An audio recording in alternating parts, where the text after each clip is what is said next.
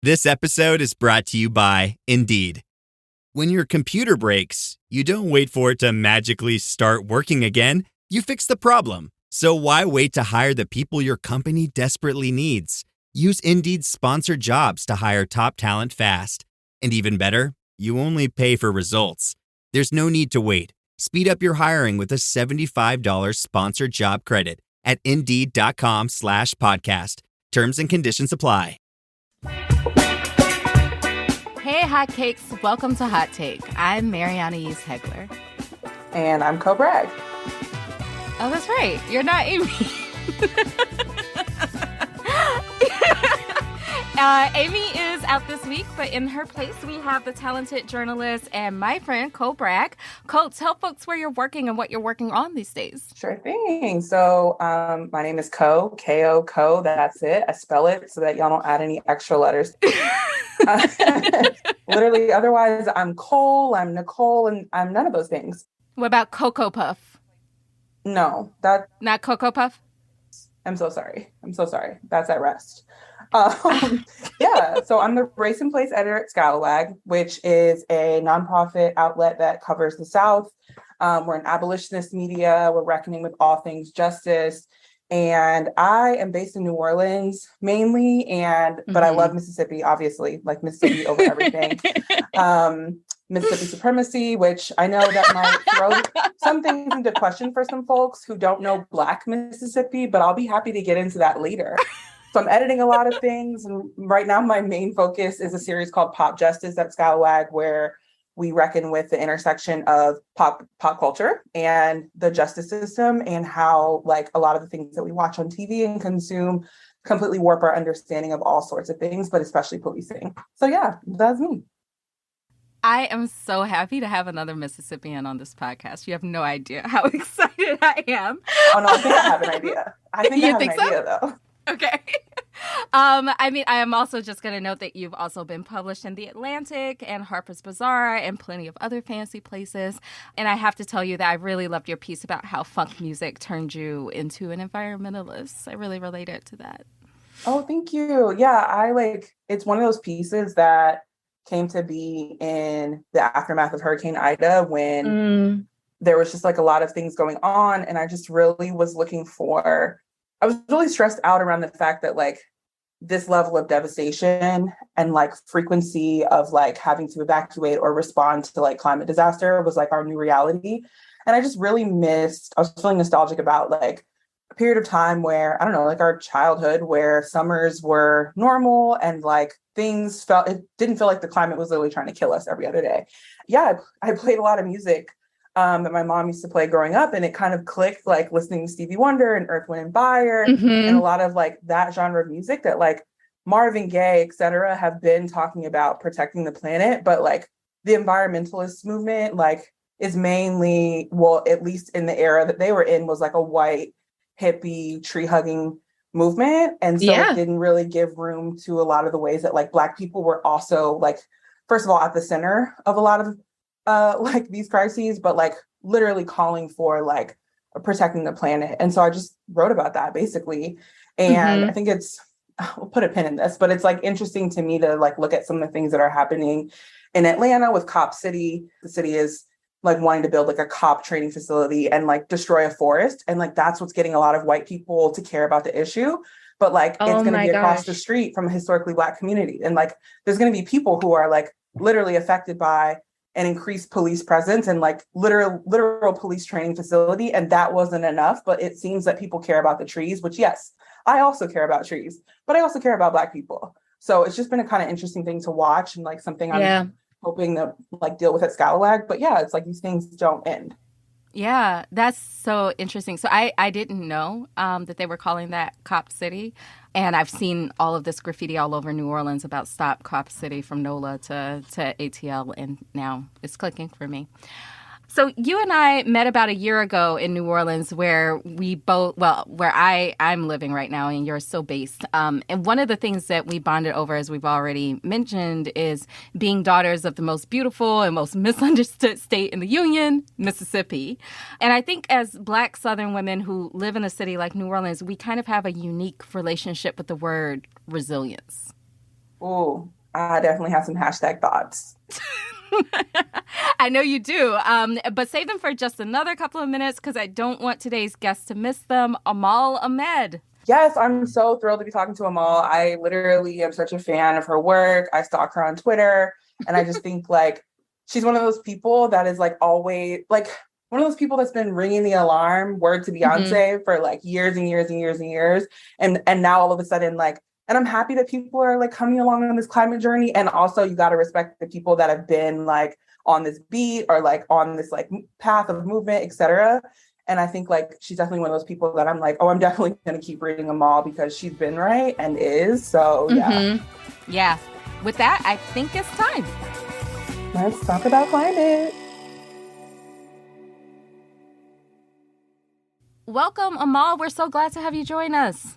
Yeah, thank you for having me. Yeah, Amal, can you remind me where you're working at these days? Yeah, for sure. So I have been freelancing since January, and I'm actually going to be starting at Floodlight in August. Oh, that's awesome. Congratulations. I've like loved your freelance work. And as like I guess I'm still freelancing. I completely understand the like shift to something a bit more permanent. So and Floodlight's doing great work. So that's awesome. Yeah, thank you. Wait, can you explain what Floodlight is first? I know we've had Sarah Sneath on before, but we didn't really get into what it is. Yeah, so it's an environmental investigative outlet, and the model is sort of more collaborative, right? So every story that Floodlight publishes is about a local issue, local environmental or climate issue, and those stories are published with local papers for local audiences. So I'll be getting to do that work in Texas, focusing all over the state, but I think particularly the Gulf Coast and a lot of the oil and gas developments that are, happening over here. So we're all Southerners here. You are based in Texas, and Co and I are based in Louisiana. And this summer has been like kind of a doozy, at least, weather-wise, and pretty much in any other capacity. How's yours been? Yeah, it is very hot. As you guys probably know, it's just been a miserably hot summer. It feels like every day we're breaking all sorts of records, and yeah, it's just kind of watching those forecasts has been it's sort of like a live feed of climate change, it feels like. Yeah. I know that my air conditioner broke during the worst of the heat wave here in New Orleans. And this is kind of scary. This is not supposed to be this hot in June. Like, this was like that late July heat, that August heat, but it was June. And that makes me really worried about the rest of the summer. Yeah, I feel like even it feels really drastically hotter even than just last summer, because I feel like I pay a lot of attention to my air conditioning unit, because like New Orleans is weird because I feel like it just gets hotter like around 3 or 4 p.m. is like when it's really like, okay, we're cooking now. Yes. And there's a moment where my AC is just like, I feel like there's no temperature on it anymore. It's just like, baby, I'm doing my best. Like, sweetie, I'm trying. And so I set it to like in the summer, like on a really hot day, I'll do like 74 because I know it's not going to get to any cooler. But then there's a moment where I just watch it and it's just like 75, 76, 80. And then eventually it starts to cool back down. But this is happening much earlier in the summer than it has the other 2 summers that I've lived in this home, in particular in New Orleans. And I'm just really nervous about what that means for the Gulf and for hurricane season and just for like general survivability in the heat. Like, it's just so frustratingly hot. Like, I feel like I go outside to get my mail and I feel like I'm melting. Like, I feel my brain suffering. Yeah. I mean, and you can only drink so much water. You can only fan yourself so much until like this sort of heat. It takes a toll on you no matter what you do. If I can, I know Amal, like Texas is wild with the heat and like the like blackouts that are like looming, which is very scary. Like, for people not to have power during the heat is wild. Yeah, I mean, I've been sort of watching that all day, and we got those alerts this morning that the ERCOT, which is the grid provider in Texas, would probably be doing conservation alerts and whatnot. And so far, it's held out so far, right? So folks have been asked to turn their thermostats up and not run loads of laundry during the day, right? All of that. So far, so good. Across the entire state? Yeah. Uh-huh. And this is, I think, pretty typical for summer, right? Like to see an alert like this is not all that unusual because when you've got every single home in the state turning on the air conditioning at the same time, for hours on end because it's 105 degrees outside, like this is something we've definitely seen. But I think what's different now is that people are so scarred from what happened in February 2021, right? That even an alert like that feels a lot more ominous, right? And certainly, this early in the summer and this much heat is concerning. So there are, definitely questions about what might happen later in the summer, considering that, we're breaking all of these energy demand records like almost daily, right? Yeah, that's scary because it's like the winter, that like February freeze and like the grid failing essentially is super scary. But it's like Texas, it's like if anything, Texas is designed ostensibly to withstand heat. But if the heat is also becoming a threat, then it's like we really gotta think about some solutions here. It's like, yeah. Mm-hmm. Yeah, Yeah. yeah. Because you can only be so resilient. And so, yeah, we're gonna get into what does resilience mean and what does it not mean. But really quick, I want to talk about, I remember when summer used to be fun. Like when I was a kid, I looked forward to summer. I still kind of look forward to it, but it's also kind of become this season of trepidation, especially if you live anywhere near the climate change danger zones, which we all do. So first, I want to talk about the wildfire projections. So in 2021, there were more than 8,600 wildfires, and they burned 2.6 million acres, which kind of feels like a lot. And the forecast models for 2022 are not good. Most of the U.S. West and Southwest is under drought conditions, and that's not limited to the West and Great Plains. Florida also has above normal fire potential, along with Hawaii. And let's not forget the wildfire in Tennessee earlier this year.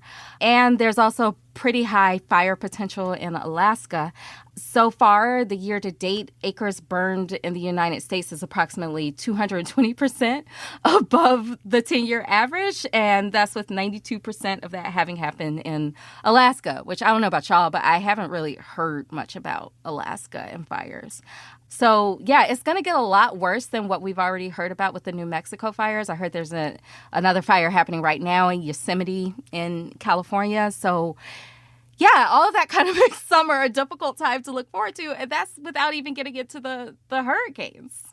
Yeah, it's a lot. And I feel like I remember my aunt, she's been in San Francisco like my whole life. And she's an Yeah. environmentalist. She like works for the state. And like she 100% was one of those people that was like, you take an army shower in my house, like you lather the soap up and you like turn the water off. You let that water hit you and then you get out. And I'm like, yeah, girl, I'm just gonna shower when you leave because there's no way I'm doing that. Like that's intense. And I just remember growing up and being like, you're so intense. And like part of it was like California then would like have the like drought warnings or they would be under a drought, but it would be like limited. It wouldn't be like feels like California now is like always a drought, but I just always felt like she was so extreme. And now she's one of those people where I'm like, damn, like you've been right. And like, Yeah. I'll take a military shower, auntie. I will. Like I get it. But it just is getting worse and worse. And I just like the last time I visited her was like fire season. And it was just like you couldn't buy masks. And it felt like it was like a precursor to the pandemic when like couldn't buy masks and everything's super scary. But like everything is so much more intense. And it's like it feels like you're a doomsday prepper to say like literally everything is doomed, but like it kind of is. And that feels really scary. And it also feels scary like being a New Orleans homeowner, because not only has hurricane season started earlier, it now starts June 1st. And it used to really be like a later summer thing. Like even if hurricane season technically started in July, it was like, yeah, but the storms aren't really going to hit. Like if we get hit with one, and it used to be like a few, maybe one or two, it would be like an August thing. Yeah. And now we've already had like 3 named storms, which puts us ahead, not us being New Orleans, but like in terms of like this hurricane season, like there's already been 3 named storms, which like usually, like I said, don't cross that threshold until August 3rd. And in 2021, there were an ominous 21 named storms. And there, which is like more than the 14 the previous year. So like we are getting more big storms. I remember like my first year living in New Orleans was 2020, and that summer felt so intense because you have the pandemic, obviously, like this was pre-vaccine. And then you just have a constant like, oh, this storm's coming, this storm's coming. Oh, and then it would turn, like a storm would turn. And then we just kept getting, it was just a really stressful time to just have to feel like you're constantly preparing for what could be the worst, because these storms are like not just coming, but they're getting more intense at the last minute. So if you do want to evacuate or you do want to board up something, you might not have the time to make those extra preparations once a storm goes from like a 3 to a 4. So yeah, for this year, we're looking at like 14 to 21 named storms and 6 to 10 hurricanes, 3 to 6 category 5 storms are possible, which Ida was a 4 and Ida was a bad bitch. So I'm really not trying to see, I don't want that for anybody. With the way that we're talking about heat, this Gulf is so hot already, and I'm just really praying for us. Yeah. I mean, yeah. So Ida was a 4, Zeta was a 3, Katrina was a 3. Like these things are not a game at a 1 or 2 level. One quick note though, because I know somebody's going to say it. The 2020 hurricane season was the most active hurricane season, but there were 14 hurricanes in it. So I know somebody is going to catch that, but yeah. So, yeah, Amal, you're not on the Gulf Coast, are you? No, I am pretty far inland in Dallas, so very landlocked.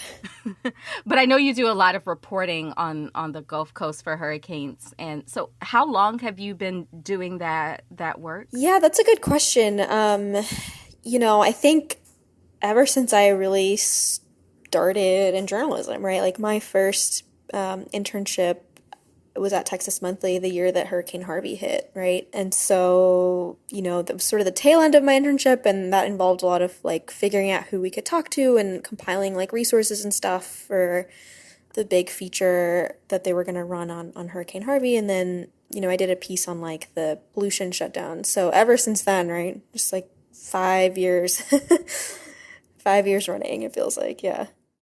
Yeah, I feel like you must have seen a lot of change in the way that we talk about hurricanes in that amount of time. I think for my work and what I wanted to focus on, post Harvey, right? Like that's what most of my work has really been informed by, and sort of the really long pathways that people face to fully recovering, and the environmental justice issues that, come up with everything from like housing codes to, building in floodplains and, segregation and all of that, right? And the way that all of these are sort of, intersect with hurricanes and disaster recovery. So, I think just that a lot of my work has focused on that just because that's been such a big story, right? Like even this many years after. And then, 2 years after Harvey, Houston was hit by Tropical Storm Imelda, right, which was major flooding just 2 years after Harvey, right?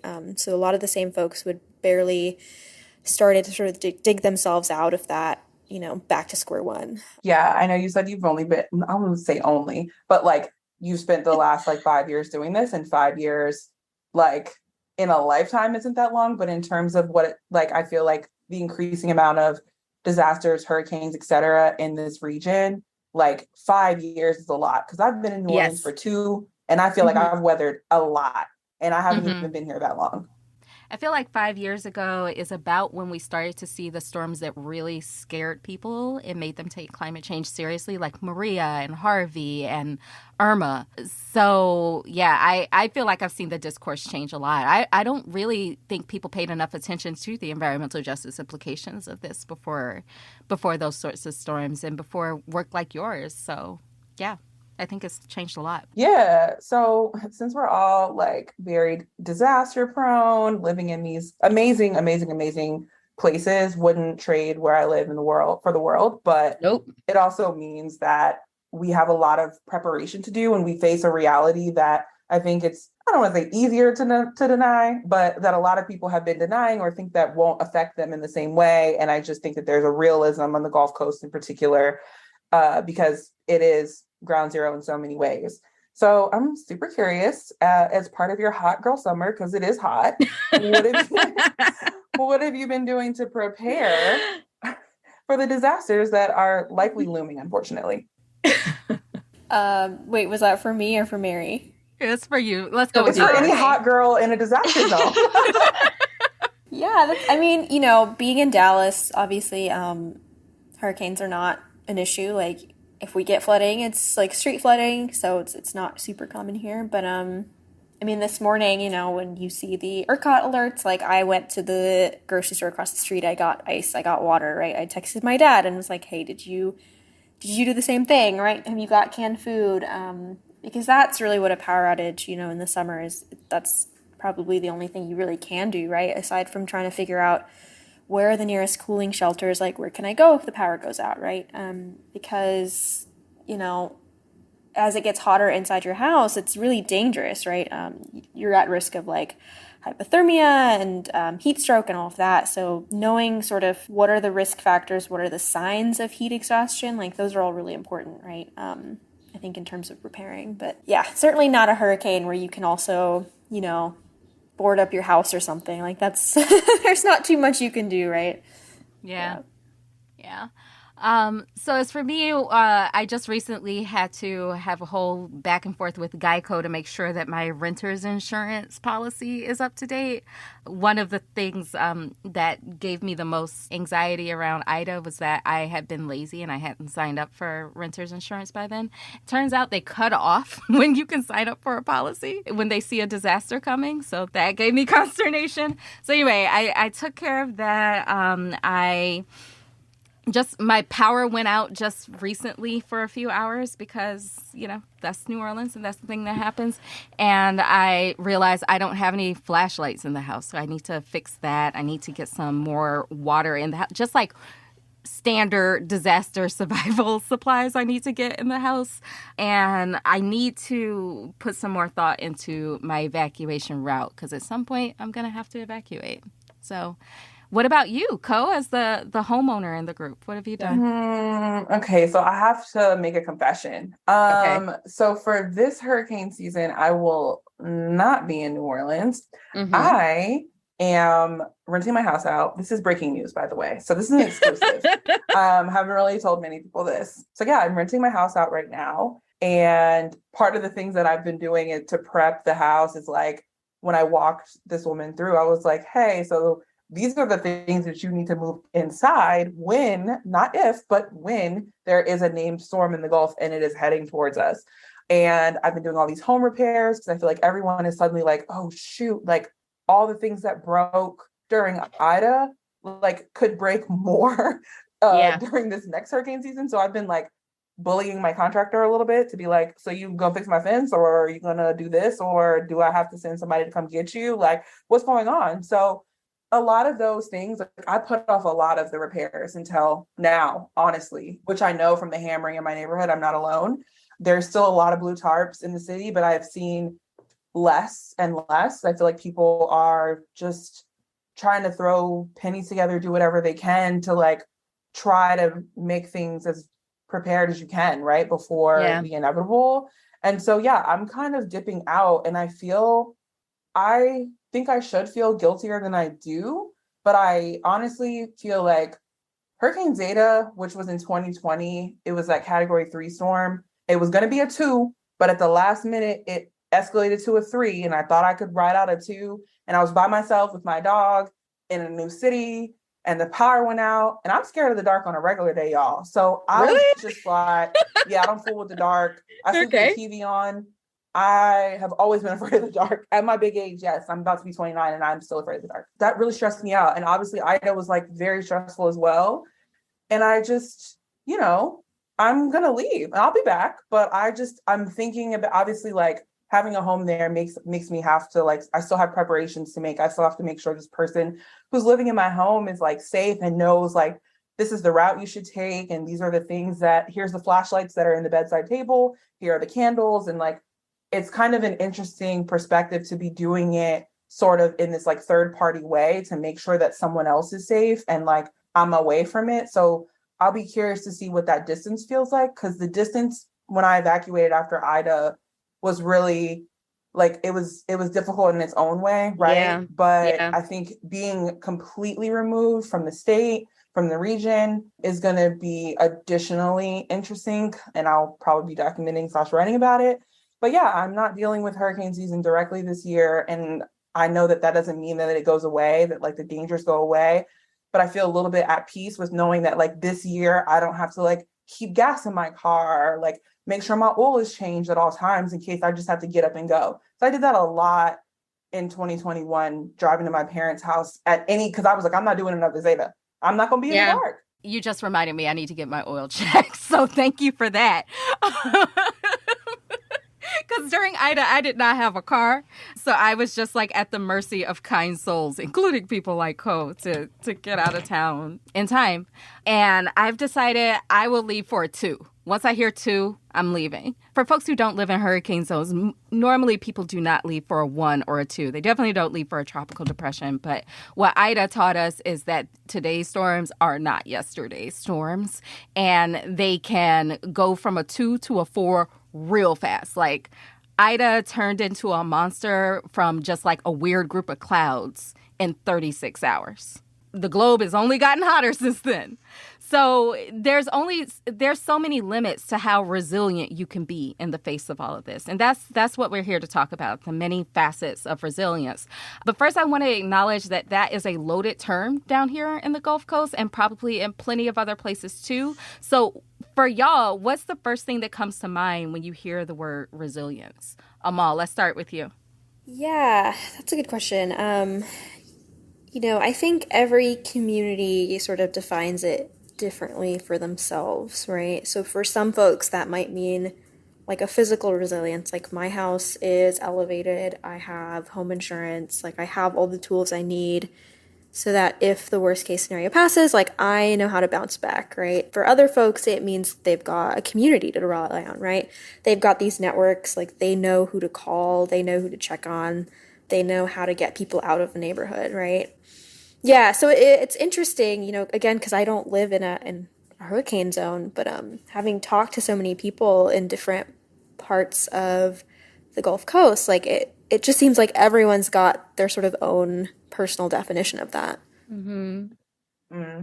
Yeah, I'm glad you told them all to go first. Because literally, when you were like, "Oh, what comes to mind when you hear resilience?" I'm like, racism. Like I almost yelled it out. But I am working on my self-control and have been since I got my second grade report card that said this girl can read, but she ain't got no self-control. Still true. Wow. Still true. But there's a microaggression there. There's some race. There's some anti-blackness there, and that's what I hear. Are you still salty about that for the second grade? But that's crazy because I'm talking about it applies to both the report card and resilience. I feel the same way. I feel like you need to just go ahead and say the quiet part out loud. Because you are saying to me, what I hear is like, oh, I just hear it in this, like, this is the voice I hear it in. Oh, they're just so resilient down there, aren't they? They're just so resilient. No. Like, they speak so well. Oh, you speak so eloquently. This girl, she can read. It's like, shut up. And that's what I really feel, because it just implies that like you are a rubber band. We're going to stretch you out to your max and you're going to bounce back and everything. And that's just what you do. That's what your people do. And yeah, that's true. That's what Black Southerners have been doing, will continue to do. But I think to your point, Amal, it's different when a community is calling themselves resilient, because I think what I'm hearing in that is like, we are resistant to the forces that are trying to whether it's the climate or the people who are supposed to be supporting us. And it's different when you have an outsider, whether it's the North or people who don't understand the South in particular, who are like, oh, y'all are so resilient. It's like, you are expecting us to continue to endure this and continue to bounce back into shape and to shuck and jive and be happy with whatever little handouts we get, whether it be a president throwing paper towels or some little blue tarps on our roofs. It's like, either way, it's not enough. And it's also not okay for you to continue to point at certain or feel good about yourself because certain communities continue to get the short end of the stick and they are making grits out of it. Look at them stir the pot. It's annoying. I can't take it. Yeah. Yeah. I mean, I think, it's important to acknowledge that, this happens to the global South just as much as the U.S. South. And also to California and other places that are disaster prone. It's like, look at this horrible thing that happened to these people, but don't worry about them because they're resilient. They'll get through this. They're But resilient. did they say that about Malibu when the fires were coming? Were we like, oh, those rich people are so resilient? Like, of course, rich people are resilient. You have money. Like, I just feel like there's a certain codedness that happens when it's like people who are not moneyed and people who are not white who are getting beat up. It's like, oh, I didn't hear that about Malibu. Just saying. Yeah, I mean, I think there's a real difference between what people project onto a certain community as resilient and how a community thinks of themselves, right? And I think that's exactly I think that a lot of rich white people in policy spaces or something, right, might have a very different idea of resilience and how that needs to look in a community that doesn't always translate to anything tangible for the folks that live there, right? Exactly. I think often resilience is used as this kind of catch-all to responding to a disaster, and it can mean so many different things. And yeah, it's almost never the right word. And speaking of which, what vegetable can tie your stomach in knots? In knots, child. I don't know. What is it? String beans. I don't get. Oh, okay. It's a good one. It's a thinker. LOL. It's a thinker. Okay, whatever.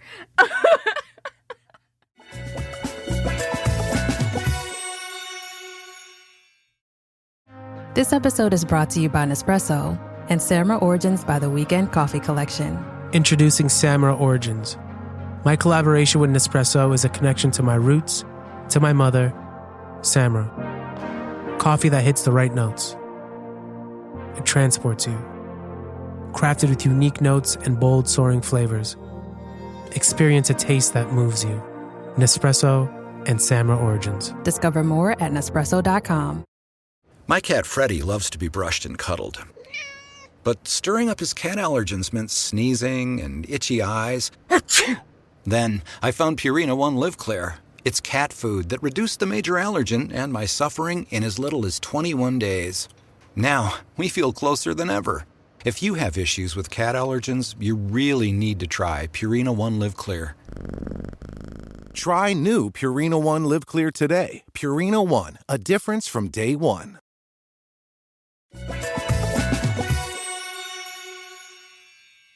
So a lot of the times when people say resilience, I think what they really mean is abandonment. And I think that goes even from the federal government to the states.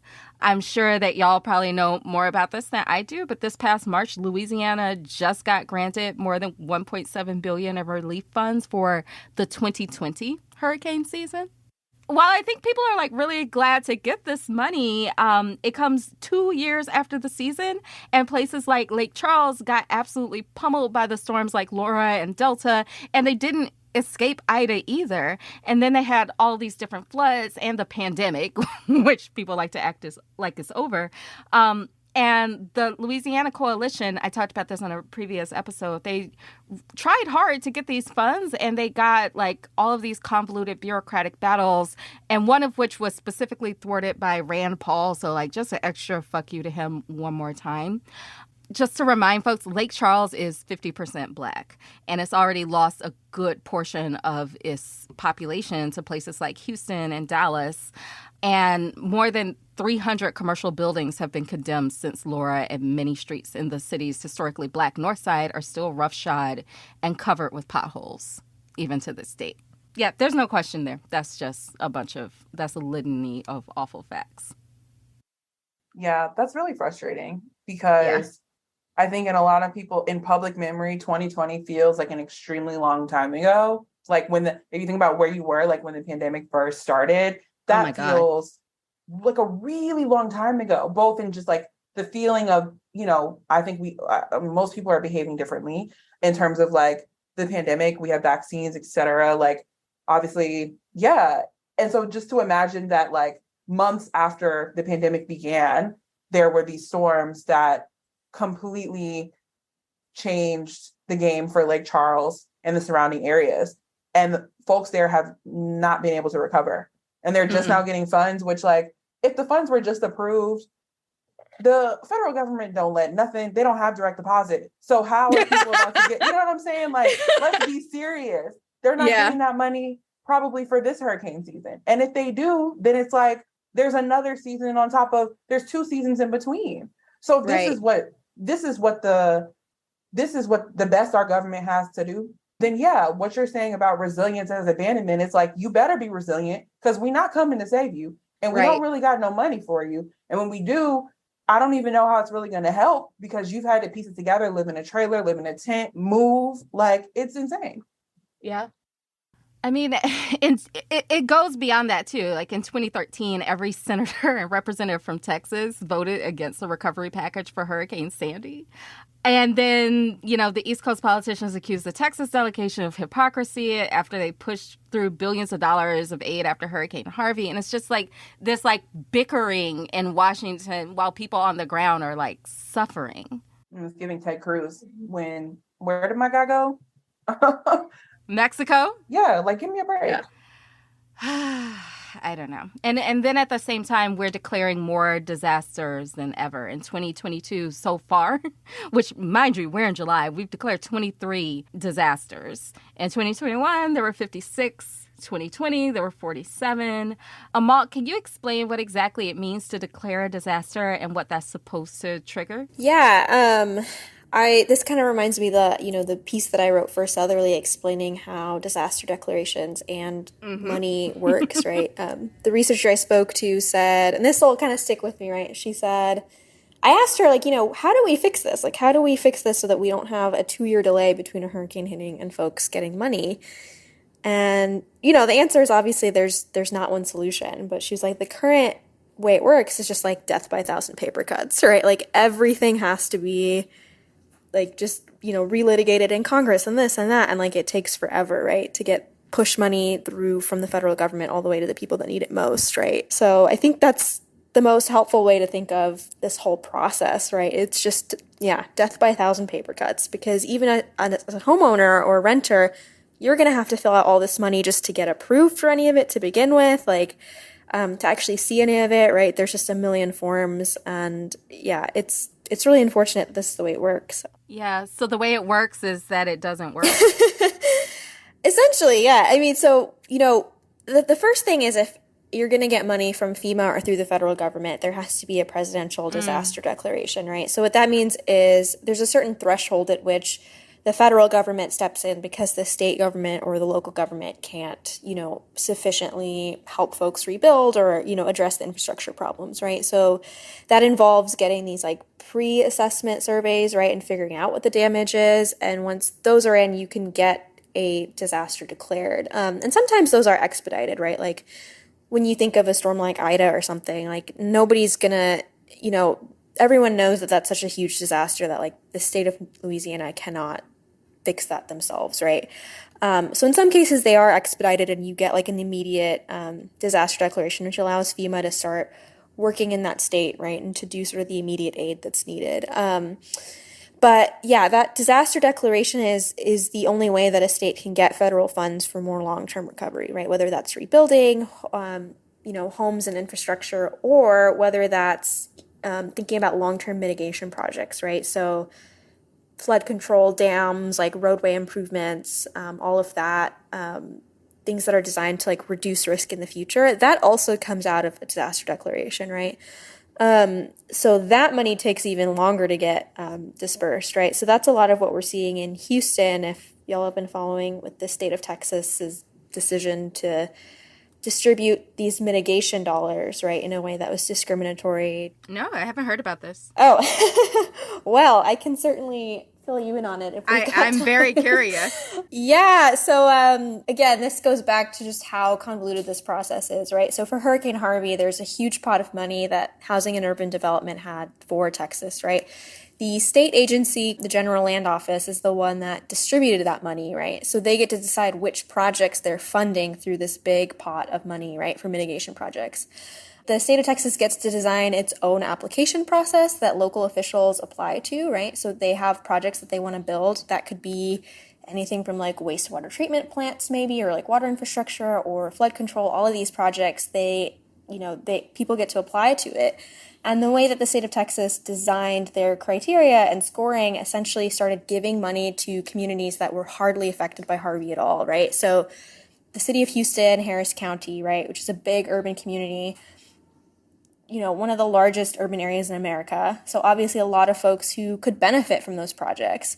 Port Arthur, which is an industrial town that's, like Lake Charles, majority Black, lower income, working class town on the Gulf Coast that also was severely impacted by Harvey. Corpus Christi, all of these kind of areas of the coast that have more people of color and have more low income folks, right, that could really benefit from these projects that would address climate change. They all got zeroed out, right? And this money went out to these rural communities and wealthier areas that, technically could probably have found a different source of funding besides Harvey mitigation funding, right, for some of these projects. I'd definitely encourage y'all to look at, whoever's listening, right?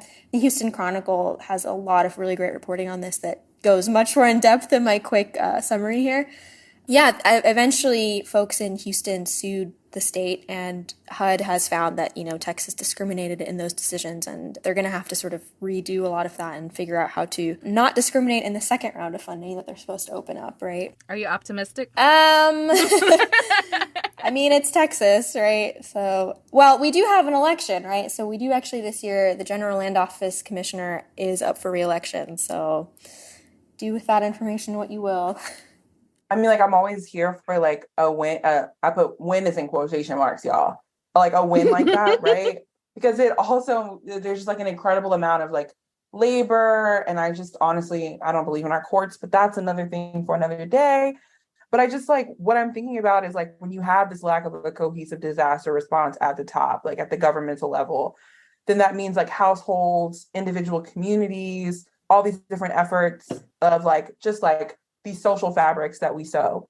That's how we get through disasters, essentially. And so I would love to hear from you, Amal, about really, and this is not a trick question, who gets hurt the most, when the responsibility is placed on individual shoulders, right? When it's folks like my neighbors who are having to figure out how their best recourse. And and frankly, not me starting to answer my own question, but a lot of these resources are not easily accessible. It is very hard to find out how to when you've been wronged, and when you're in the thick of there's a hole in my roof, how to take the best path. So yeah, I'm super curious about all those words I just said. Yeah, I mean, there's a lot of structural issues, right, in the way that disaster relief works. I think the most basic thing is you have to show ID, you have to show proof of residence, you have to show all these documents. So for a lot of folks in immigrant communities or who are undocumented themselves, that's just a non-starter, right? So you're not seeking help from the government in that case, right? There are some aid programs which, they're not supposed to ask or they're not allowed to ask about your immigration status, how that plays out. If you're in rural Texas, I don't know. But, that obviously is something that folks have a lot of fear of. If you're a renter, right?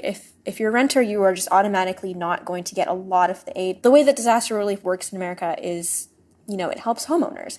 Homeowners get all the money to repair their houses and to do all of these projects and, get reimbursements and whatnot. So you're not going to be able to do that as a renter, right? You're at the mercy of your landlord. So if your landlord doesn't want to fix it, you're just at the mercy of the person that owns the house, right?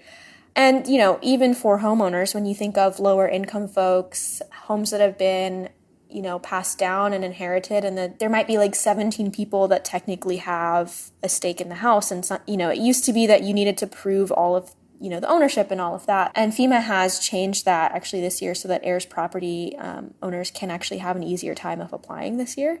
Oh, that's good. That's a huge issue, right? You had to have a deed to the house, but in a lot of actually historically Black communities, that was not how homes got passed down, right? It was just sort of understood, right, that this is now my house because my mom lived here. But if you didn't have a deed, you were out of luck when you were trying to apply to FEMA. a lot of times if you are not caught up on your property taxes, or if you don't have flood insurance, if you don't have homeowners insurance, you're not getting anything back out of these programs that you didn't pay into. But those premiums can be very steep, right? I think a lot of people don't always realize that homeowners insurance and flood insurance are separate. So if you have homeowners insurance and your house floods because of a storm, you're not getting any money for that damage, right? Because that is not covered by a normal homeowner's policy. A homeowner's policy typically covers like, okay, a pipe in my house burst and then the house flooded. But if the water comes in from outside, you're out of luck. Those are all issues, right? And in some cases, we've talked to folks where it's like, it's just so expensive to elevate a house. So your house floods and like you might be able to get money to elevate the house, but you're not getting enough to do the full thing, right? Like it maybe covers a fraction of it, but what you're paying is maybe more than the house is worth, right? So for a lot of folks, that's just not something they can afford. There's sort of an endless litany of like structural barriers to how you access this type of aid. And even I didn't even talk about like internet access, right? Like if you're elderly, if you don't know how to access the internet and you don't know how to submit all these claims to FEMA, like especially in the pandemic, like the agency wasn't sending, people on the ground to do this work. So you were sort of out of luck if you didn't know someone who could help you do that. Yeah. Or to take photos of your house before a disaster, right? So you could send them to an insurance claim, right? Like, that involves a level of tech savviness, right? Or internet connection or a smartphone, which not everyone has. Yeah. Yeah. Just earlier today, my mother's air conditioner is not working right, and called her insurance company to try to get them to send someone over there. And they were like, well, you need to do a video call with us. And I was like, actually, I don't live there, and no one who does has a smartphone. And it just took forever to get them to understand that not everyone has a smartphone. I actually think it's kind of hard to get flood insurance in New Orleans. Is that right, Co? I don't have it. And I don't have it because I'm not in a flood zone. And I'm just like, basically the way I've approached homeownership is just like crossing my fingers. And I think, like my street doesn't flood. Like, there's parts of New Orleans that flood every time there's a rainstorm. And what I've learned is that like flood insurance really only covers, my house is raised as well, but like flood insurance only covers damage from flooding. The odds of my house flooding are a lot lower than there being some sort of wind damage and all these other things that are baked into homeowners insurance in general. So like most of the damage that you get in a hurricane is like, obviously there can be flooding, not saying that that's not possible, but if you're not in a flood X zone or whatever that's called, I'm a joke actually. Then like the most important thing that you have is like coverage from like a tree fell on my roof during Hurricane Ida, and that was completely covered because I have like homeowners insurance. The flood insurance was kind of a non-starter for me because there's like all these things, like it has to be X amount of water and da-da-da-da-da. And so, I'm just winging it like a lot of people are because flood insurance is expensive. And that runs into like another structural issue, right? Which is that the FEMA floodplain maps are so outdated that you might think you're not in a floodplain, but you very well might be now, right? Because of the way that all of these things have changed with climate change and rainfall and all of that, right? I think typically when you're in a flood zone, if you're like buying a new house or something, I'm pretty sure you're required to get flood insurance, like with a mortgage. I might be wrong on that, but if you're not in a floodplain, that requirement isn't there. But theoretically, you could be in a floodplain and it's just not labeled on a FEMA map, right? Right. Mm-hmm. Yeah. Yeah. When was the last time they updated those maps? Do you know? That's a good question. I don't know off the top of my head. I just know they're very outdated and yeah. Yeah, I feel like I've been living in New Orleans for a year, and I feel like I've seen like parking spots that used to didn't flood start flooding now. So just in that year, they probably need to update them. The only way I will buy flood insurance in New Orleans is if my neighbors start to move their cars when it rains, because that means that I don't care what the flood maps say, that we are now in a flood zone. I mean, I think what we're talking about is the limits of individual responsibility when it comes to facing a threat like climate change. Like, individual responsibility is nothing in the face of an existential threat. But at the same time, there are these like preppers out there who literally train for these kinds of moments, and a lot of them are white supremacists. And that gives me a lot of concern in this world. There's people who look at climate change and say, cool, I'm going to get a bunch of guns and a bunch of like storable goods and be ready to like patrol the neighborhood as a militia. And the first time I ever heard of this happening was in the wake of Hurricane Katrina. Like, there were, like, groups of white folks running around shooting black people for sport. Like, it's actually documented that happened. And there were never any sorts of consequences for that. There was never any sort of, like, investigation into who those people were and what they were up to today. And I think about that when I look at, like, fires happening in California and there's, like, white supremacist militias holding checkpoints against that sort of thing. I don't know. I feel like that's the thing that scares me the most about climate change. And I wondered if y'all had thoughts on that. Yeah. I mean, I think part of what you're saying is like exactly right. Is like people, I'm gonna be very clear about this. White people and like white dominant culture portrays that like we can individualize ourselves into freedom. And that's just not true. Like you can never have enough canned goods. And we saw this in the pandemic. You can never have enough Lysol. You never have enough masks, because it actually it's more important what your neighbors have access to and what your community has access to versus what you and yours have or the bunker that you have or don't, et cetera. And it's like, I think for me, the most like current example has been when Hurricane Ida hit in New Orleans, obviously. And then that hoe wasn't done and she moved up north. And regained, like died out a little bit, and then got bigger and badder and went to New York and killed people, like flooded basement apartments in underserved neighborhoods. And it was very much like, I remember it being very much like, oh my God, like all my friends up north, look at New Orleans. Wow, so sad. Another Katrina-like event. Will this be the next Katrina? And then literally 3 days later, it was like, whoa, like flash floods, like it's up here, like it's the same storm. And it was just kind of like, yeah, because it's not just for one region. It's not just for one race. It's not just for, one part of the country or whatever, or whether you have money to prep or not. It's literally climate change doesn't care about none of that. Like you can't money your way out of the situation. And I think that like, literally capitalism has told us that, like, as long as if there's some sort of like merit-based economy and you do the right thing and you prep for the right stuff, sometimes it doesn't matter. Sometimes it's not good enough.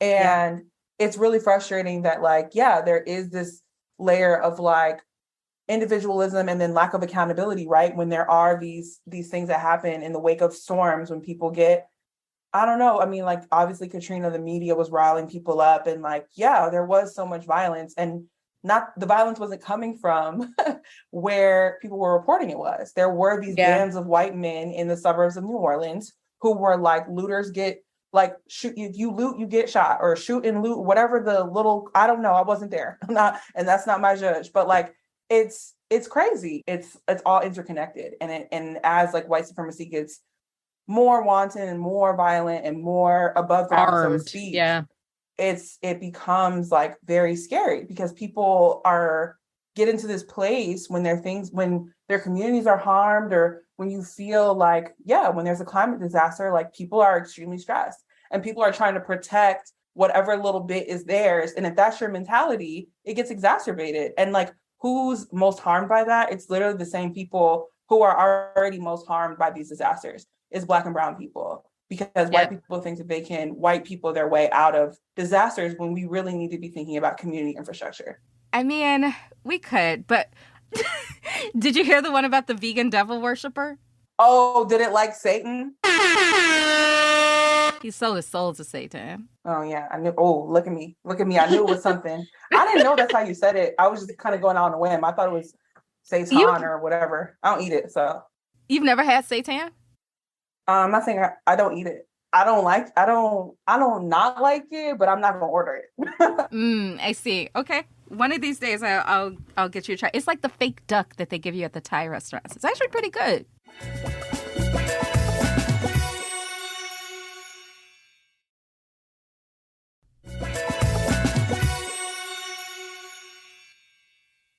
All right, let's talk about prisons. Ko, you're up.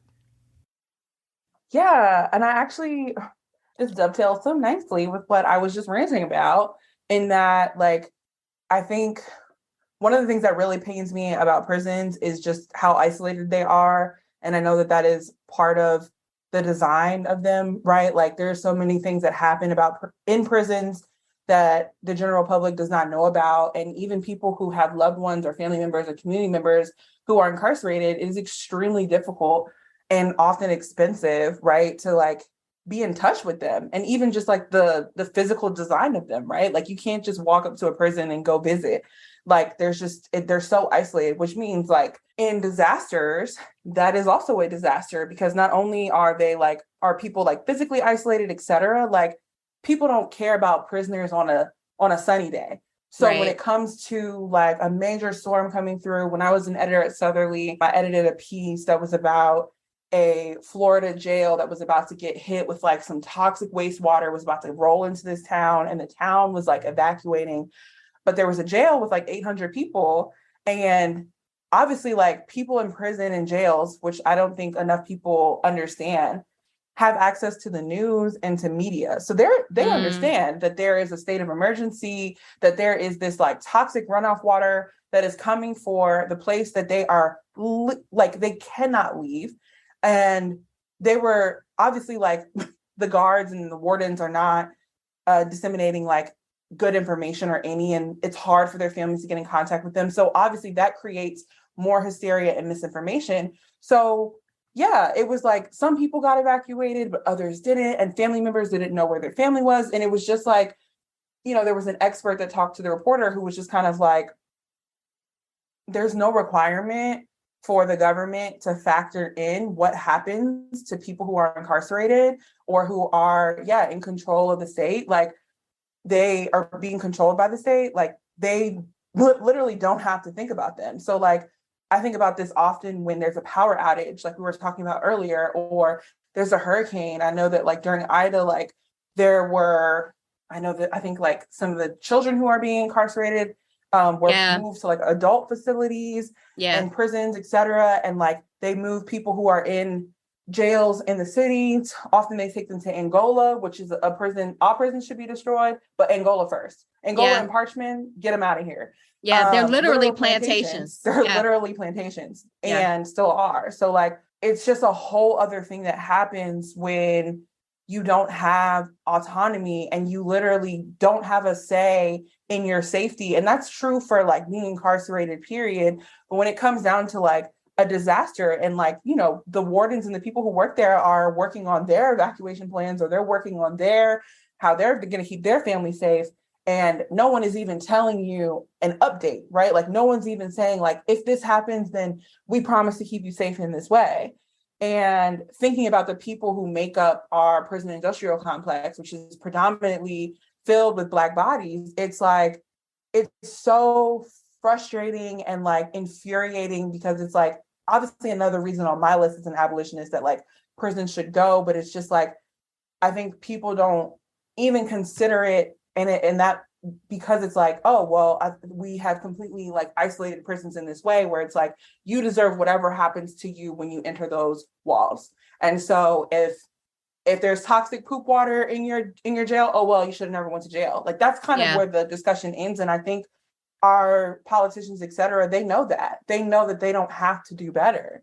And, not to mention the fact that like in California or places with wildfires, there's often like prisoners who are fighting those fires on the front lines for $2 an hour, if that. It's just like the use of prison labor, which is obviously born out of chattel slavery, and the fact that like when there are disasters, I think about the way Floodlines, the podcast that Atlantic Brand started. It talked about the huge storm in the 1800s that came and hit Louisiana, and how there was an enslaved person who was like, yo, this about to be a big storm. And it was just kind of like, okay, like, get out of here. Like, we don't believe you. And so it's very like full circle and very personal and very unnerving that this is still sort of our cycle, in the way that we just like relegate people to prisons and to the edges of society. And then we feel like we don't need to care for them. Right. And like that our freedom is not wrapped up in theirs. And I think that like yeah, I'm very interested, especially like moving forward as people, for instance, get arrested in the wake of a storm, right? Like after Hurricane Ida, like people are getting arrested for quote unquote looting, and a lot of these charges are falling apart in court. What happens to those people? You're taking me to jail and there's no lights in this jail. Like, you know what I'm saying? Like that's what we're doing. We're continuing to incarcerate people when there are no lights and people are literally dying in their homes because it's hot.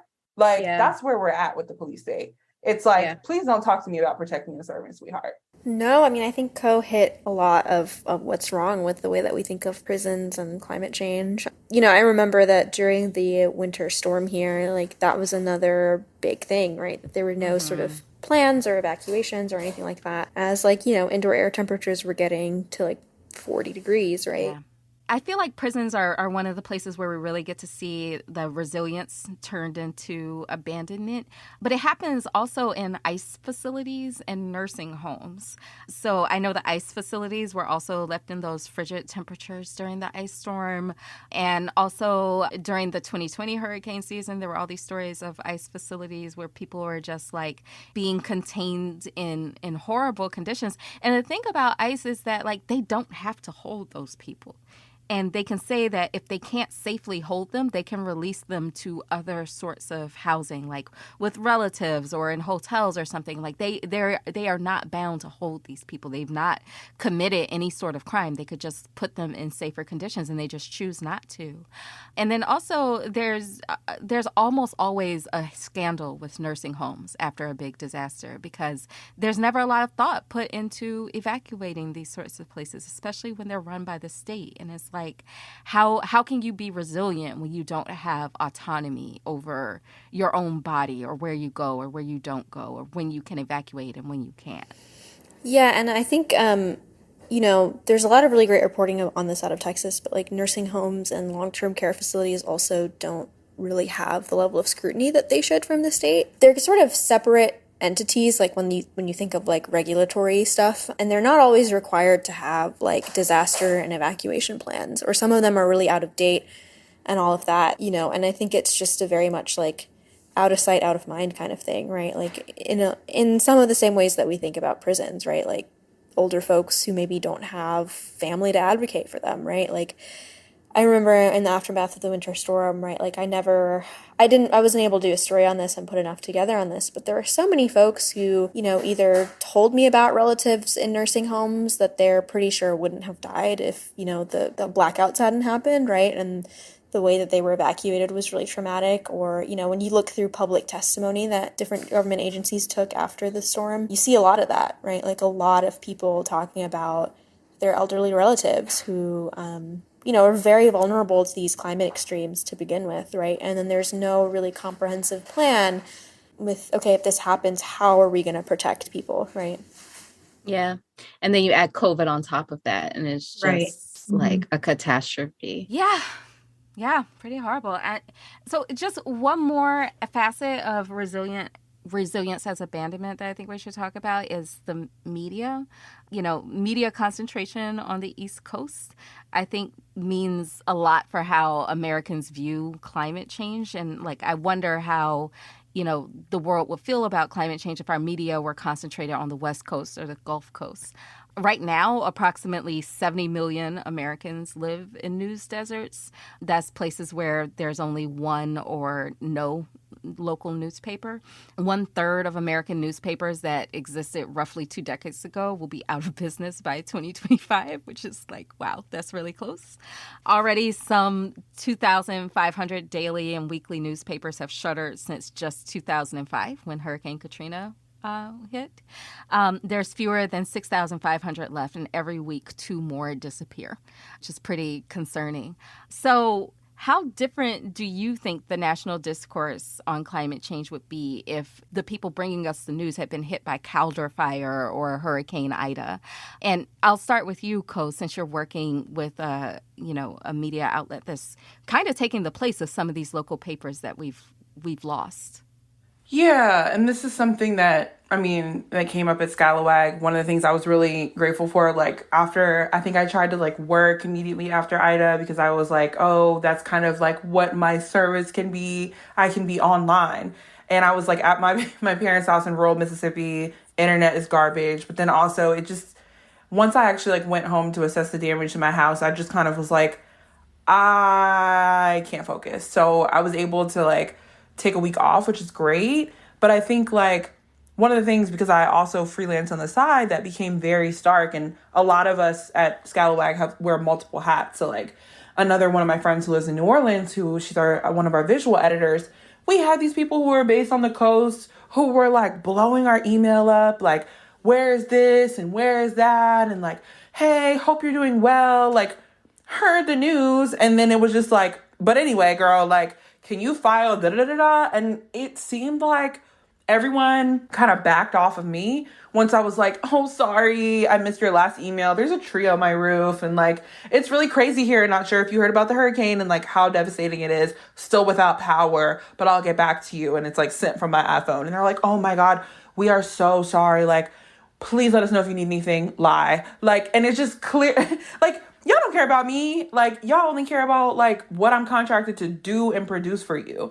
And so it just became very clear that even I went to my cousin's wedding like a week after the hurricane, which was like nuts, like, because obviously the flights were canceled. So ended up driving up to Nashville to make this like very beautiful day. But like, even when I was there, I was just kind of absent-minded, and like a couple people were like, oh yes, like, where are you from? Small talk. Oh, I'm from New Orleans. And they'd be like, oh my God, like, are you okay? Is your home okay? But there was quite a few people, my cousin's from New Jersey, no shade, but there was quite a few people attending the wedding from Jersey who were like, oh, I love New Orleans, Cafe Du Monde, beignets. And I was like, are you serious? Like, and so it just became very apparent that like some people were completely disconnected from like something that was like really weighing on me. Like that was really revelatory in a lot of ways. But it really just starkly like having these other media-based contracts with people who are based on the coast who were like, ugh, there's other things going on, kind of like, this is the last thing I'll say, but there was a media organization who owed me back pay. And I was like, this is a great time to follow up, because the period of time that they had to like come to a resolution on how much money they owed me, because they were underpaying me, as well as a lot of other people at the organization. And that period of time fell at the end of August. So I was like, perfect time to be like, hello, you said you had, we're gonna take 30 days. Where my money at? And they were like, oh, we are living the news cycle right now. It was something that happened where I think it was like the Supreme Court had said that they were going to take up the Roe v. Wade case. The case, Dobbs, the Mississippi abortion case, right? And I was like, okay, I am also living the news as a homeowner in New Orleans, but it just felt very like, we are up here and we are focused on the news that matters, or we are focused on our work because we're on the coast, or like we're a moneyed publication and everything we do is so important. And I'm like, yeah, I'm focused on making sure that like my aging neighbors have ice and water and like money, and like people who evacuated can come back, and people like don't have like leaky roofs and like can breathe. Like it just like the dissonance there was just like so stark. I was just complaining about this to a group chat, actually, but I think that you would see more correct descriptions of geography if more writers from the South got to write. I was trying so hard not to subtweet this, but there was a New York Times magazine story, I think, where the writer's talking about the view from a Houston skyscraper of Texas City's oil refinery complex. And I was like, there's just no way. You're not looking at Texas City. That's 40 miles south of Houston, and the Houston Ship Channel is like right there. So I think you are describing a completely different city, my friend.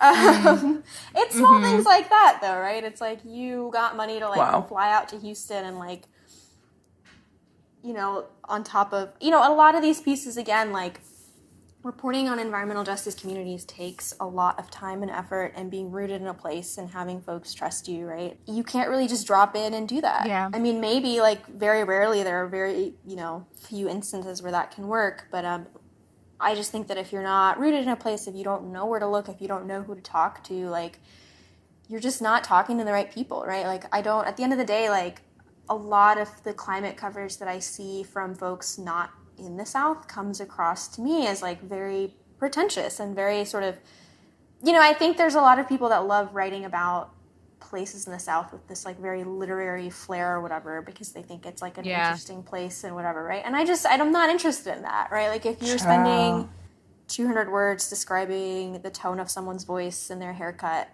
but you didn't take the time to like talk to anyone who works in an environmental justice community, I just don't think that's worth my time to read, right? Yeah. I could go on and on about this, but yeah.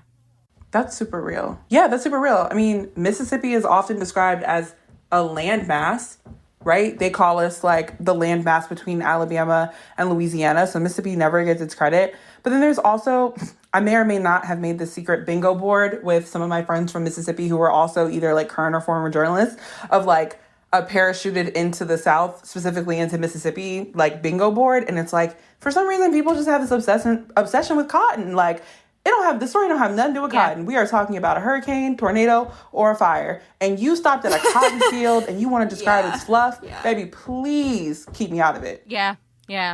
I mean, I feel like a lot of those stories are written about Southerners as though Southerners will not read them. Oh, absolutely. So, right, they're like describing people's accents as though we don't know what we sound like, or like talking about a dirt road as though it's like some sort of like phenomenon or something. It's like, that's just normal. So, assume we're going to read the stories maybe. But yeah, the media abandonment of these sorts of stories, I think, is really telling. And like we've been on the verge of losing the Times-Picayune a million times. And it's not the Times-Picayune anymore, but the New Orleans local paper has kind of been on the ropes several times. And like, I can imagine all the stories that wouldn't go told if we lost it. And also, as somebody who lived in New York for a long time, it's been really jarring to me to see how much New York weather takes over Twitter. And how New Yorkers act like their weather is the weather of the entire world. They're like, wait, it's not raining where you are? Like, they're genuinely surprised by that, Yeah. No, but like literal, like local publications in New York are taught that their local news is world news. And they're not joking. They really believe that. No, they're like, they're serious. And I'm like, okay, like, it's not though. Like, I really don't care. You know what I'm saying about the rat in the subway? Because we all make choices. But like, I don't need to hear about that. And also, like, you should be questioning if that matters. Like, I mean, obviously rats in the subway do matter because ew. But it's just a little brief example. It's like, that does not need to make it to Tokyo. I don't know. Okay, why are spiders so smart? Wow.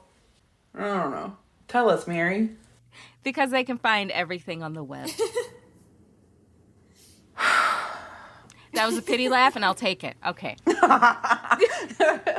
just going to ignore my heavy sigh? Because No, yeah, I'm totally ignoring that. Okay.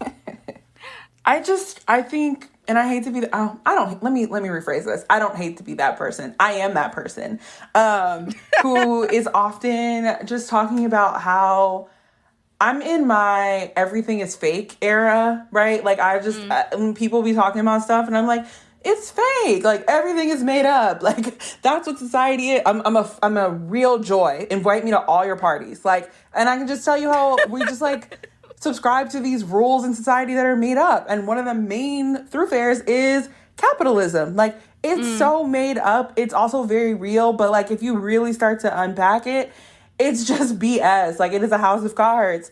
And I think where that comes into focus for me for this conversation is like, yeah, I actually think that like resilience is a Ponzi scheme. And walk with me here because I love a good like Ponzi scheme. I love scammer TV. I think that there's like so many scams that have been illustrated like on, from Theranos to Firefest. Tinder swindler. Like, so fascinating. And also what capitalism does and a good Ponzi scheme does is somebody's at the top, pulling the strings, and there are all these other people who have bought into this, whether in capitalism, you don't really get to opt in or out. We're just all here. And so like what happens with like a disaster is like people are thinking about capitalism, whether they realize it or not, when they are weighing, for instance, whether to stay or go. So if you're at the top, it's like, it's whatever. I'm just going to like go to my island on the other coast or whatever, what rich people do when they evacuate. They go on vacation or something. And everyone else is kind of left at home like, okay, well, I don't know if like so many people I know were like, I don't think I want to leave, for instance, during Hurricane Ida, because if it really is a Category 3 and if it really isn't that bad, like if it turns away at the last moment, my job is going to be open tomorrow and I got to be able to go to work. Or if the power goes out and they have a backup generator, I got to go to work. Or I got to take my kids to whatever. And there, so many people were not able to factor in like, is this the best decision for me and my family to like ride out this storm? Or, you know, without having to think about how we get paid or what we're used for, right? To make somebody at the top of this scheme rich. And it's just really wild to me because it's like, the people who are at the bottom of the scheme are expected to be resilient, right? You are expected to, if you leave, bring your ass back, right? Because you need to be at work at 8 a.m. You need to be checking people out at the grocery store because they're back in town and they are ready to restart their lives. And as a Black woman, that feels like especially heavy because we know that like a lot of the people who are doing a lot of the preparation and who are worried about grandma and them are the matriarchs of the family. And it falls in that burden of like Black women constantly being told like the prototype of like a strong Black woman is like, you just have to figure it out. Yep. And you don't even get to bounce back because that implies that you were stretched out of shape in some way. And this is the shape that you always need to occupy. Like you always need to be ready to take on additional labor and just push through, sis. Right. And so I just think that like, it's so bizarre to be in a place where like folks who have a job at Costco that doesn't care about them at all, you will get replaced overnight. That Costco salary is feeding a family and helping people get by. And that is what people are factoring in when it comes down to their lives, right? Like these storms are not a joke. Like these storms are super serious and people should not be in a situation where they are thinking about their job at the gas station as to whether or not they evacuate their mother, right? Who has needs and might not be able to get her medication if there's some sort of like power outage or anything devastating happens. That's where we're at. Mm-hmm. Yep. I mean, I think this gets into that classic question that people from far away love to ask whenever there's a disaster, which is, why didn't they leave? Why don't you just move? Why don't you just permanently leave? Yeah. And like, my question back to them is like, who the fuck is you to be asking me questions? Like, or to be asking them questions? Like, this isn't. No, that's inappropriate. Like people stay for all sorts of reasons, and one of the biggest ones is capitalism or not having the funds to leave. Because even though there's all these like, you know, FEMA programs to help people to, you know, with their expenses for an evacuation, first of all, those funds are really hard to get, and you definitely don't get them before you go. So if you don't have the money to front for the gas or for the hotel room or for the whatever that you need to evacuate, you might just have to stay. Mm-hmm. There's actually some interesting research, I think, that's shown that if a hurricane hits at the end of the month, people are less likely to evacuate because they, you know, are running low on money versus, you know, the beginning of the month when they have more in their bank accounts. Yeah. And most of the... Yeah, like, so Ida and Katrina happened on August 29th, toward the end of the month. And Zeta was on the 31st. It was a Halloween storm, wasn't it, Ko? Mm-hmm. Yeah, it's on October 31st. So, yeah. And then you add in that now these evacuations are becoming more and more sudden. And not to mention with wildfires, like honestly, wildfire gives me so much anxiety. Like the idea of having to evacuate through a literal inferno is literally the stuff of nightmares. And it's like, how do you know? It's kind of hard to know when to go, you know? So... And on top of that, another reason that so many people don't evacuate is because they actually have a sense of place and they actually love the places where they live, and they love the communities that they live in. In a lot of these places, there's this really strong social fabric and sense of responsibility, both to the city, to the land, to your neighbors, that people don't want to leave in a time of disaster. And in fact, that's the time where they want to stay the most. And I feel like that's not honored in our society. Yeah, 100%. Yeah, I think it reminds me of talking to, at Southerly, we've been trying to think of, a lot of the stuff that I've been doing at Southerly is not things that people have seen, because a lot of it is just talking to folks and figuring out, like, what kind of journalism and what kind of programs can we run that'll actually help people, right? So we're not just tweeting a link in a storm. Like, and, one of the things that really stuck with me was talking to some folks in rural Texas who are fishermen. And like, the reason that they don't evacuate is because their boats are their livelihoods. Like, if their boats get destroyed in a storm, like, they have no way of coming back and making money, right? So like, securing all of that takes a lot of time. And if you don't have, the ability to evacuate because you're too busy, like, trying to make sure that most of your expensive equipment isn't going to be washed away, like, that's just what people do, right? And so there's so many reasons that evacuations are difficult. I think another big thing is like trust in the folks that are calling the shots on mandatory evacuations, right? And it's a time when so many people are confused and there's a million things going on, and like, there's so much information that it's an overload. And if the folks in government don't have the routes and methods to really reach people effectively and safely and sort of in a really calm manner, like, I think that definitely makes the problem worse, right? Yeah, for sure. And it makes me think of, like, after Katrina, a lot of people did evacuate either before the storm or in the aftermath of the storm and weren't able to come back for years.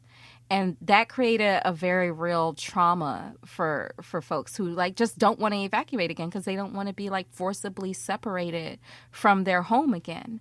And that, to me, speaks to, like, a really deep level of love. I mean, I think resilience is just such a deeply abused word that it kind of is devoid of any and all meaning. But if there is a form of resilience that's acceptable, I think that's it. I think, like, resilience could be love or resistance. Really, it's resistance. And kind of like a sense of defiance of, like, I love this place and I will stand with it as long as humanly possible. Yeah, that's real. I agree. There was a saying that New Orleans has, and it came up after Ida, which was, there's this theory that New Orleanians are just passing around the same $20 to each other for, like, mutual aid. And it's like, the city really is not very well funded, you know what I'm saying, in any capacity. And also, I feel like when there is a crowd fund, when there's a mutual aid effort, like, people really show up and show out, even when people ain't got it themselves. And I just think that, like, I'm super curious about what that looks like in the future, especially, like, this recession. I don't care how many jobs reports y'all put out to say y'all created more jobs. People are hurting economically. So I'm at a time where, there's going to be a lot of climate pressures that require funds, honestly. Yeah, so I think this year in particular is going to be a very stressful one in a lot of capacities, and also one where a community is going to inevitably step up and fill those gaps that obviously, like, other structures would take much longer to. Yeah. I am interested to see what the limits of mutual aid are going to be, because, like, we're in constant crisis. And, like, that can be things like needing cancer treatment because you don't have health care. It could be, like, a COVID-related disaster, these kinds of things that are just, like, under the surface all the time. And then you have these, like, shocks, like a hurricane or a wildfire or I don't know, any other number of things. Like, mutual aid is kind of doing what taxes are supposed to do. And so at some point we're going to run up against the limits of that. And that really concerns me. And Cole, you did a big mutual aid project last year after Ida, right? Yeah, I think because I was getting frustrated with a lot of people, like, and it was a lot of people whose heart were in the right place, right? Who were just kind of, like, hitting me up, like, oh my God, like, this is crazy. Like, what can I do? Like, what do you need? And I was like, I don't need anything. I do know people who do need stuff. So if you actually are concerned about the Gulf Coast, then you can put your money where your mouth is. So I just made like a PayPal link where people could give me money that I could then get to other places. Because then there becomes the question of like, it can be overwhelming because there are so many great causes, right? Great places that you could send money to. And I think people wanted to make sure that they were sending money to places, to the right places, right? Because there is a lot of NGOs in New Orleans, and some of them frankly don't need the money, right? Like they have money that they can disperse, but like there were some actual like on the ground folks who are like, nah, like I'm giving this cash directly to people or these goods directly to people. There's no middle person. There's no bureaucracy, red tape. This is literal mutual aid. So I do respect that. And I also have big respect for people who move this kind of money all the time because, baby, I do not like counting up the coins like this. But I was like really happy to be able to like get cash to people in my neighborhood, get water, get coolers to people when I was passing through. But yeah, it becomes like, let's see, when did the tornado come through New Orleans? Like literally less than a year after Ida. Like we have a huge tornado come through the city, and people who are recovering from a hurricane less than a year ago some people had lost their homes. Like, so yeah, I did some more money moving for that, but it just seems like there's no period of rest, right? You have to be, your bank account got to be resilient too. Shit. Like you got to be ready to bounce back, move money, help people, be there, lend an ear. Yeah. And I just know that like organizers have to be also exhausted.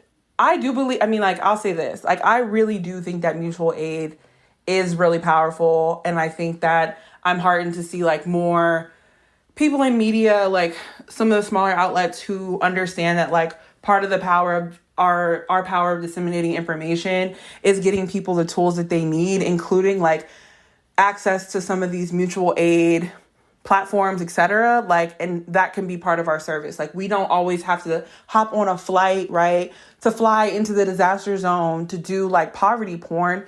Because what's the cost of that flight? I'm wondering, New York Times, or like how much money are you really blowing to come down here and play in people's faces a lot of the time, or write a story that you came up with in some high rise in New York, and the story is written before you get here, right? Like, all that money could be moved in a different way, and the least you can do is connect people with, you know, what they need. And I think like, I know that's something we do at Scalawag, and I've seen like Southerly is doing like the disaster guides, and I think that there are a lot of outlets who are kind of thinking like, we can't keep operating in this way because, to your point earlier, Amal, who are you writing these stories for?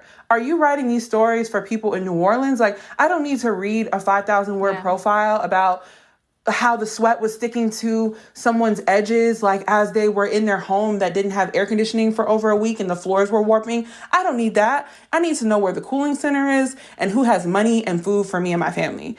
And so, yeah, I'm really hoping that media makes that shift as well, because like, if you have an audience, if you are a connector in that way, that's also, I see that as part of our jobs. And mutual aid is not going anywhere. And I think that like, we view our role at Scalawag as like mutual aid is part of what we do. Part of that, it can be information, it can be money, whatever gap needs to be filled, that's part of our job as well. I don't know. Amal, is there like a version of resilience that you think is acceptable to you? That's a good question. I mean, again, I think like one thing that journalists can do that I think is really helpful is stick with the story in the long term, right? Like when you think of resilience and like the projects that get built or like where funds go, to ask tough questions of the people in charge, right? Because I think resilience is also very much a policy buzzword that people love to throw around, but what's the proof? Like what's the evidence, right? And so many people, like when there's a hurricane, like all of these reporters will come down in a time of crisis, but who's staying with the story like 5 years later, right? If you're lucky, that's your local paper. But as we've talked about, like that's not always there.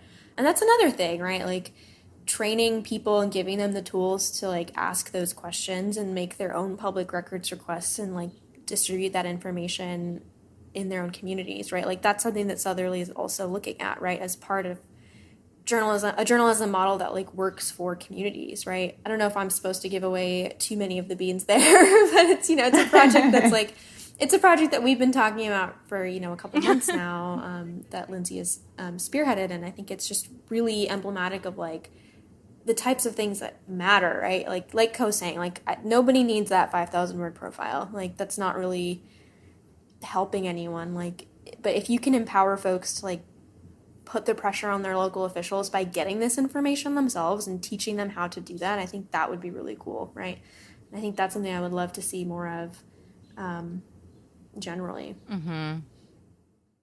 Yeah, I'll say for me that I just think that resilience needs to look more like resistance. Because resilience to me kind of means like you just keep taking the storms, you just keep taking the hits. But like there's also things we can do about this. And I think most people on the ground and on the front lines of climate change understand that. And so, they're not resilient. They're resistant. They're defiant in the face of the storms. And I think that, and also in the face of the power structure that's creating this sort of world. So, yeah. If you want to cultivate resistance, then you need to be standing up to the fossil fuel industry. You need to be developing empathy and getting to know your neighbors and building the social fabric of your community. Because honestly, individual resilience is a myth. Resilience is only at the community and communal levels. So anyway, thank you both for coming on. This is a great conversation. And I know we focused a lot on the hurricanes, but, it kind of gets overlooked. So thank you. Thank you. Thank you. This was great. Hot Take is a Crooked Media production. It's produced by Ray Pang and mixed and edited by Jules Bradley. Our music is by Vasilis Fotopoulos. Thamali Kodakara is our consulting producer. And our executive producers are Mary Anais Hegler, Michael Martinez, and me, Amy Westervelt. Special thanks to Sandy Gerard, Ari Schwartz, Kyle Seglin, and Charlotte Landis for production support, and to Amelia Montooth for digital support. You can follow the show on Twitter at Real Hot Take, sign up for our newsletter at hottakepod.com, and subscribe to Crooked Media's video channel at youtube.com/crookedmedia.